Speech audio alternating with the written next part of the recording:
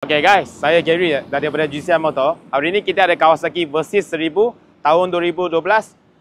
Dengan harga jualan kita nak offer 28,800 siap potong nama. Itu kalau cash. Kalau loan minimum deposit 100, bulanan 500 lebih selama 7 tahun guys.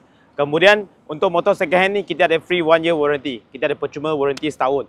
Alright, so jom kita tengok apa yang datang dengan motor. Windshield depan dia dah tukar yang tinta punya warna yang tinggi sikit lah. Ini boleh adjustable, boleh naik turun. Kemudian lampu standard. Ini bentuk macam burung tu. Dia dah tambah ini. Ini tambah punya. Lepas tu ada ABS dengan ada KTRC. USD fork kiri kanan. Tokiko kaliper kiri kanan. Tayar Pirelli Angel GT 120/70/17. Masih ada around 60%. Banyak lagi. Radiator guard, air horn, Spotlight, Spotlight, crash bar GV dah ada. Warna putih. Ini bug booster punya handle guard dah ada. Right, engine 4 inline ya, 4 silinder sebab cc 1000. Lepas tu slip on punya exhaust Akrapovic guys. Okay, slip on punya exhaust Akrapovic titanium. Tayar belakang Pirelli Angel GT 1955/17 punya size. Masih ada 60% ke 70% lagi guys. Top brake dah ada, top box dah ada aluminium.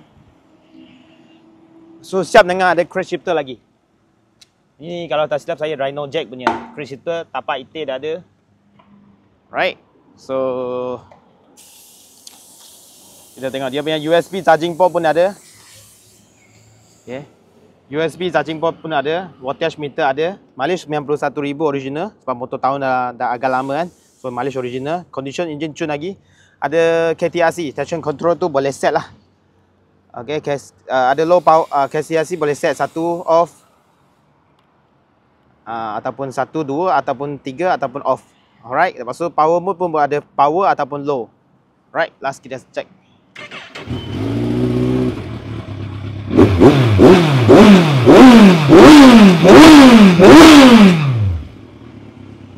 Right, kalau sesiapa minat Versys 1000 ni boleh PM kita.